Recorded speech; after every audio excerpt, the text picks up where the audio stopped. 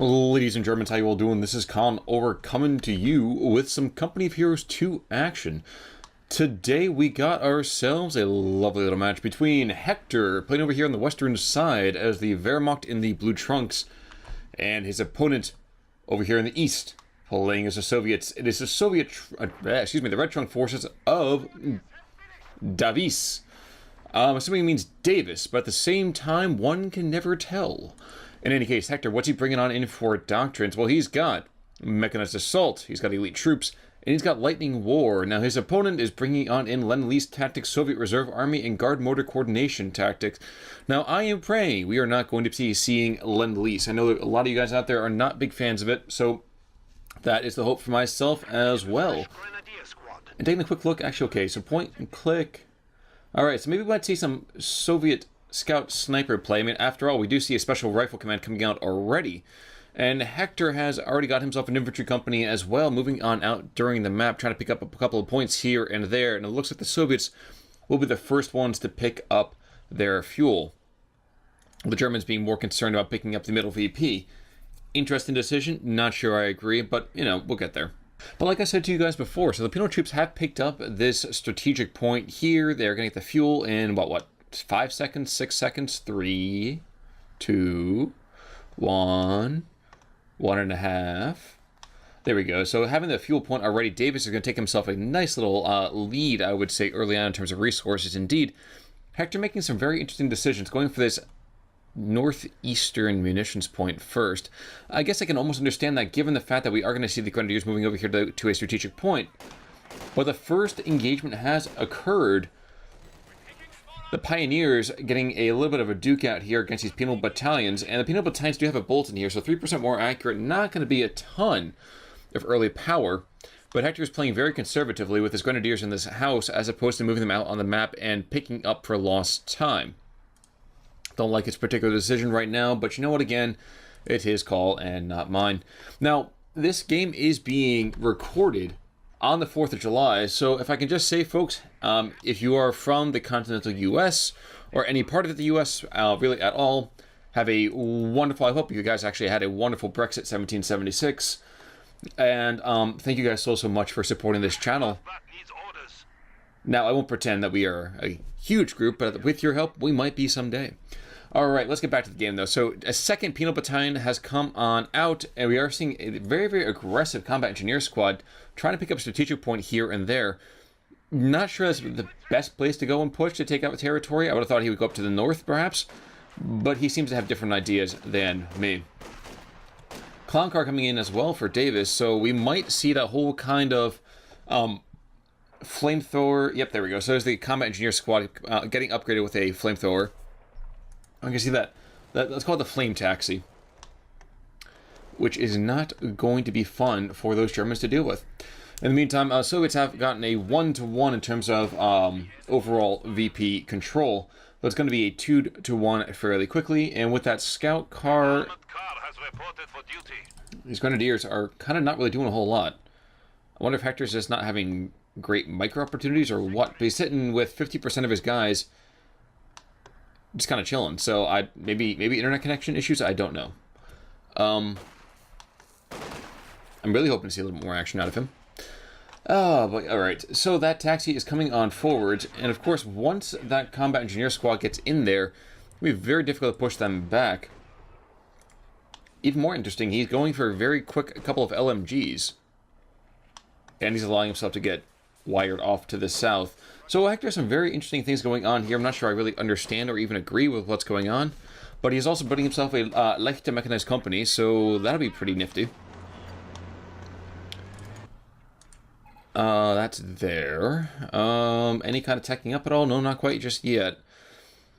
So guys, I'm going to, this is Hector, so isn't maybe not the highest tier play, but at the same time, let's not show any hate out there. Faust is going to come out, damaging the engine. Does drop a model. Might even get another one on retreat. But that guy's got to get himself repaired super quickly. And we have 2 squads of Grenadiers shifting on up. P-Grunt's coming in as well. So despite having himself that tier 2 tech, not too aggressive just yet. I would say those STGs will be probably a pretty good match into helping him kind of push back against these penal troops. Indeed, remember, guys, as those penal troops get more veterancy, they get that very, very good to the last man. But right now, these grenadiers are going to find themselves getting cut off, and with this scout car on their side as well, very difficult to stand strong against this. Dropping a couple models already. Hector's going to continue dropping models. There he goes, finally backing up. Alright, STGs, chilling. Doing their thing. Not moving forward just yet either. Alright, so strange play coming out from Hector. And all of that together will conspire to give Davis a very early lead, I would suggest. Pioneer's going to try to pick up this point. Decap. No, stop just shy of it. And they're going to get thrown back in very, very quick disarray. Now, the STGs, though, are coming with Grenadiers, so we've seen some blob play, which I'm not a huge fan of. But at the same time, you know, play is play. Enemy forces capturing supply sector. And moving in nice and close will do pretty well against those penals, but we'll do even better. Well, this 222 coming on in will pick up this scout car. There goes the clown car, and very shortly after that, I believe, will be going these combat engineers if they did not back up. So first blood to the Germans. It wasn't by any means a clean hit. Though right now, if they can pick, like I said, if they can pick off these combat engineers, it'd be a great, great benefit to them. But that's 60% of the Soviet war machine backing off, and this should give Hector more than enough time to retake all of these positions. And there is the Lend-Lease, so there's the first Dushka coming on out. Which, of course, in turn means that 222, well, he's not going to be too effective there, gents. Teller mines have been brought in. So Hector has Teller mines and a TM-35 mine right next to it, which is pretty fantastic. That's not going to last, though. That is really quite fantastic, though. But alrighty. In the meantime, a second squad of P-Grunts coming on out, so Hector looking to make up for lost time. He's got to go and start taking back these points, though. He's got that fuel point. He's going to decap the position away from the Soviets, so they lose out. But really what's going to happen here is just Davis is going to wait until he can get up those Shermans at the end. It kind of feels like he's not taking up, not really pushing forward too much with that. He can even use PTRSs as kind of the light anti-tank. I know people continue to bash them, but at the same time, they exist just to be deflection AT. But one thing you should not do, you should not take green cover and expose your flank. In the meantime, though, STG's back in base healing up. Maybe, actually, do we even have a bunker? No, there's no bunker just yet. Interesting. But the bleed has stopped for the Germans. They are down 60 tickets. But do not expect that to stay this way for long. Indeed, we're going to see the Soviets dropping their other pit of control. And very quickly, this is going to be a German trip cap. It's at 2, and 3 will be happening within about the next 10 seconds or so. Soviets getting their strategic point back here. Another Dushka coming on out. So my question is, will this Dushka come right on top of this mine? I was going to say machine gun. Or what? As of right now, these penal troops are not moving at all. So Micro, not the Sterling bit we might have expected or hoped for. But Dushka, in the meantime, is only getting to set up now. Yep, there we go. And we see a bundle grenade be fantastic. No, instead we're going to see something else. No, not going to see a grenade there either. We got to watch out now. So there's a TM-35 mine in this area. Penal troops backing that up, and these P-Grants have just gotten shattered. Shattered more than even possible than I even thought possible. Oh, Teller mine. Okay, because I was thinking to myself, I was like, why is it exploding? Oh, well, that's because it's not going to be an explosion with that. Not heavy enough. In the meantime, Trip Cap has bled off most of the lead from the Soviets. But to the south, Dushka is putting fire into this, trying to cap P-Grunt squad, and will do very well against it. I would like to see actually an MG in this house. Yes, it's a very standard play, but leverage that, son. Leverage it. But right now, that breakwater is holding up the entire Soviet army. And I'd like to see even perhaps a satchel charge. Yep, there we go. And he will get out in time. Now, imagine that was a machine gun instead. That would have been completely suppressed and even probably pinned most of those guys super, super fast. More P-Grants being called in. Interesting decisions. Not what I necessarily agree with, but interesting decisions. 222's got to get repaired. Pioneer's going the wrong direction. And frankly, okay, good. I was like, Hector's got to get a medic in play. There we go. But okay, so the count is still 2-1 in favor of the Germans. And I'm trying to figure out right now what's going on over here. Another mine going on down. It would be nice if he checked in on that. But that Dushka will keep him at arm's length pretty easily. Also wondering why he's not resighted and just put on the armor-piercing rounds. It would have been fantastic. But there we go. Might be enough now. Nope, not quite. Dancing just barely out of their ranges. They're taking a little bit of fire, then just backing away. Taking a little bit of fire, then backing away. Both sides have themselves medics, and the Germans are taking their sweet time. Actually, blob play coming on forward. And this might be not so much the most strategically minded fight, but at the same time, maybe this is more of a graphic, enjoyable thing. While meanwhile, Hector just gets his guys completely, totally pinned, suppressed, and every single guy gets heading for the hills. 222's got to back up. He's got 2 stars of veterancy, though. He's got 7 kills as well. And speaking of veterancy, Soviet's doing much better on that particular angle. We've got 5 different squads with at least a little bit of veterancy. Meanwhile, Germans have just about 2. I'd like to see these other guys get a little bit more action. They're just not being aggressive at all. Mostly, I would say, because of inferior positioning and really kind of drop micro. So Davis doing decently. And 419 to 389. I'm foreseeing a resumption of the Soviet control of this map. Not least because Hector is not playing this correctly. At all. There should be aggressive teching and picking on up the support armor core, or heck, you know, looking at these particular things he's got going on here, he can even go mechanized assault. He'd pick up an assault gun pretty darn quickly, and that would be probably enough to get by.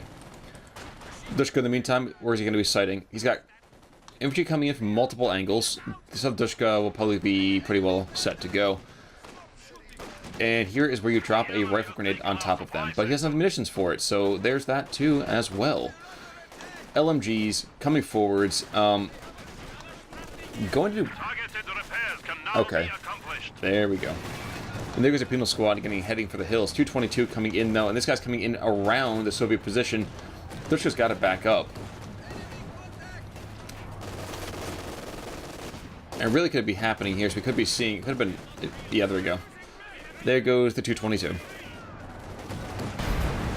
But he rides it down like a hurricane, blowing up 2 penals and allowing that last one to get picked up. So, well done there. In the meantime, a found demo trap gets exploded, and the Germans continue to push back. So 403 to 389. We're seeing a tank battalion command support with Compania. Interesting call.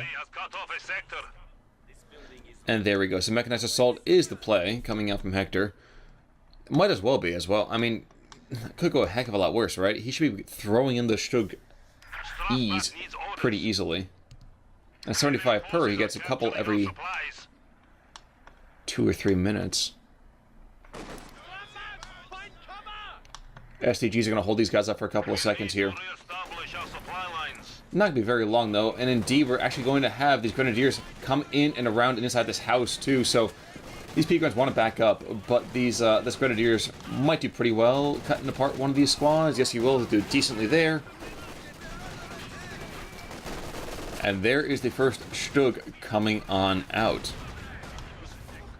And a mine just went off. Those poor guys ran across a mine. So, what's not mine is definitely yours. And what's a mine is, well, not pretty. Close enough? Okay, he's exploiting the wrong side of it, so that Dushka's going to survive for right now. In the meantime, Stug comes up on the map, and I don't think we have any Pioneers anywhere close to the front lines. In fact, we've seen, nope, 1 Pioneer squad's gone down. Strange decision. And that Stug E probably needs to back away. Oof, although he will get a couple of quick kills. Well done there. Will we see that whole targeted thing? Might be a good idea, might not. rotating around 399 to 371. That Stug E is causing quite the small bit of consternation among the Soviet camp. Pak-40 also is out on the field. Ironic, well, not so much ironic, but kind of ridiculous when you consider that his opponent doesn't have any armored vehicles. I think he's just really concerned about having that Sherman out soon. What's more, now he should be waiting, I would say, to get those last couple of manpower reserves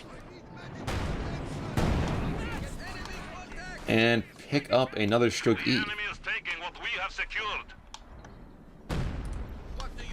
Right now, both players making a lot of mistakes here. In one particular case, we are seeing the Stuttgart getting outflanked in front of it, which just should never happen to a machine gun. Ah, but we have a defense in depth. How fascinating. Okay, so both of those guys are going to get pinned, but one Stuttgart gets pushed back. These guys need to back away before they get cut to shreds, though. And now Hector's just sacrificing manpower. Just bleeding it for no reason. Guys to the south are picked up. They're not going to come back anytime soon. They're suppressed, so I guess for the moment they're okay, but still not great. The enemy is encroaching on our And now it becomes a bit of a foot race. Can Hector get enough of a lead before his opponent gets Shermans? A third Dushka coming on out, and that's not a good call. These Pioneers need to back away. They need to run right now. There they go. And these P-Grens could be coming in. Should be throwing out also a bullet grenade to take away the lives of these penals, but that's not going to happen either. Interesting, interesting, interesting. The Germans are becoming a little more well-rounded when it comes to veterancy, and doing better as I start to pick off squads of Stavka Command. And there's the first Sherman. So here's really where the rubber meets the road. Can Hector survive against this? That's the major question. Can he push back this first Sherman? If he can, he's in great shape. He's got to make sure it sticks too, because Davis is sacrificing all of his munitions to get a lot more fuel, which means it's going to be M4 spam. Pack is set up. Okay, so that guy is already getting hammered, and the question is, are we going to see a Faust coming out? No, we're not. Instead, the Stug is just going to kind of bravely take a couple of rounds here. And this is just silly. Rifle grenade, maybe? There we go. And animation cancels as those guys redeploy. Good call. Not going to be able to call it in now, though, because of that wonderful little couple machine guns. And the question remains, why Davis has not been using any sort of armor-piercing rounds is a little bit beyond me. Germans are slowly getting themselves set up in the middle part of the map, and they know there's no mines over here anymore, courtesy of the surviving Pioneer Squad. Now here's the question. Is he firing at the engineers? No, he's going after that Dushka. He'll do decently well, but now, of course, he's got the Pak-40 backing him up, so while the Pioneers are going to take some rounds, that Sherman's not going to want to be around there either. And were I Hector, I consider putting one of my squads as a Shrek squad. Not this guy, unfortunately. I mean, this guy's getting shredded. And frankly, should be running about 8 seconds ago. Up in the north, in the meantime, we're going to see penal troops facing off against grenadiers, so up close and personal, this guy up front's going to get completely wiped, I can imagine. And instead of just kind of backing away cautiously, they bolt for the high hills. Stug redeploys, and these guys are not healed up at all. Neither is that Stug, though. 399 to 300. Hector has got himself a 100-ticket lead. And again, guys, as I've mentioned before, this is not the most sterling of plays as it comes to overall co-love. But still got every now and again to kind of see some nice high-octane action, even though the players may not be the most talented out there. Hector's troops, in the meantime, are going to just kind of rest back in base, all of them pretty much bleeding at one point or another. And again, this is for me when I upgrade Panzer Shrek Squad. I have the munitions, I'm going to go for it. It makes more sense to do it. But there are two Shermans out here now, which means that this Stug is not going to be happy.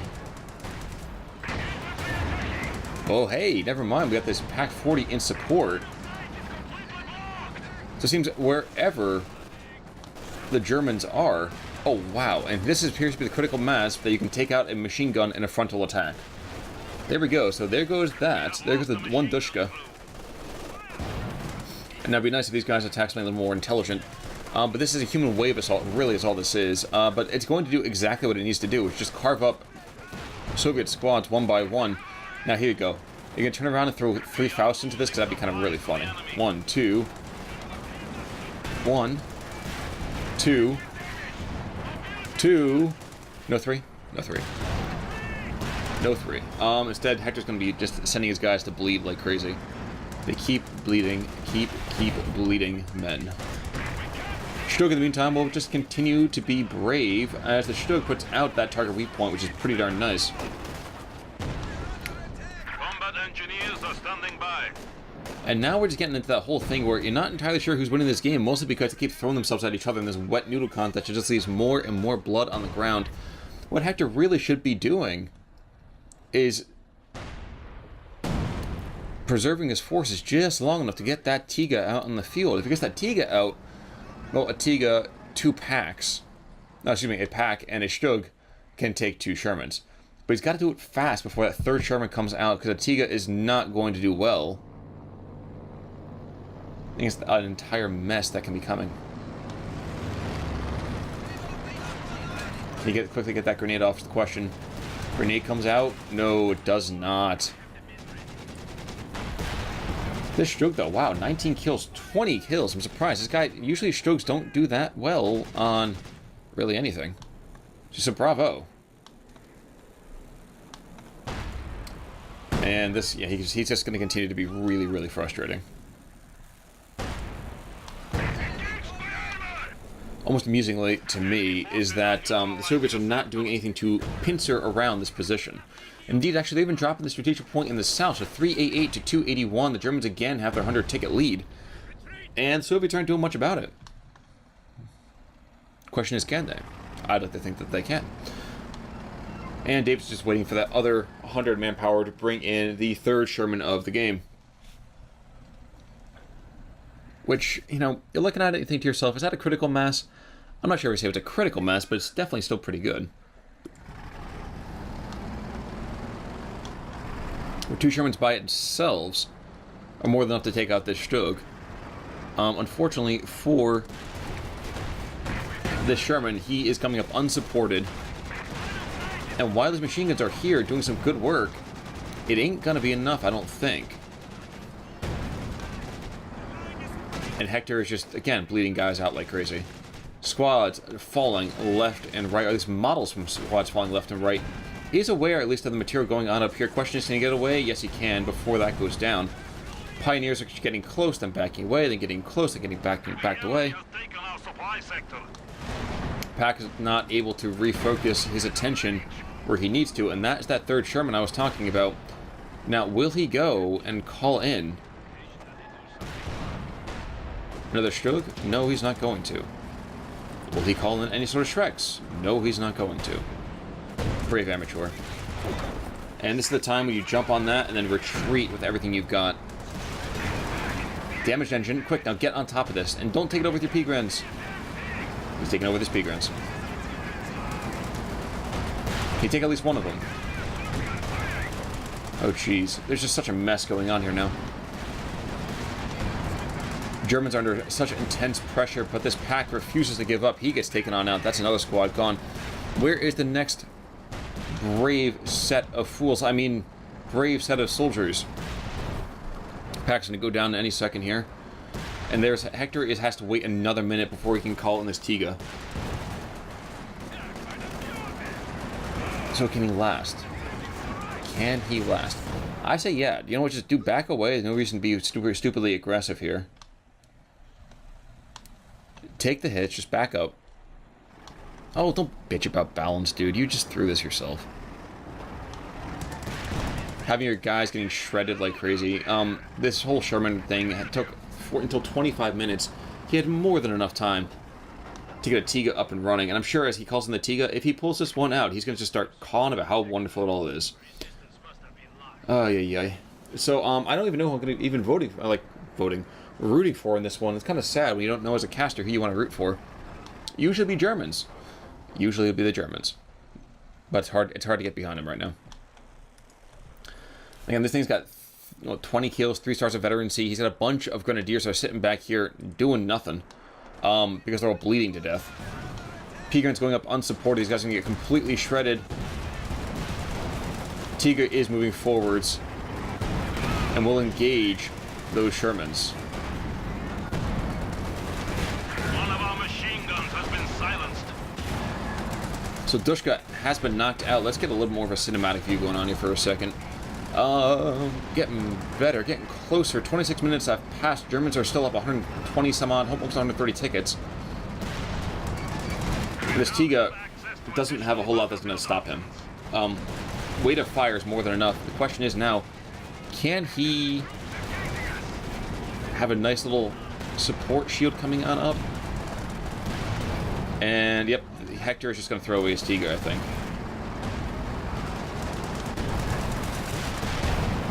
Good golly, Miss Molly. And there is the charge of the Light Brigade. And here comes a dead Tiga.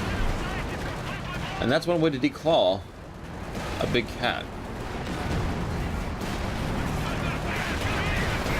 That's it. Damn it. Destroyed engine. And I'm going to guess here comes a tap out because Hector does not play to the end. Ever. So his Savage squads are all he's got left, and he falls to 1/3 the army size of his opponent. Let's tone back the sound a little bit.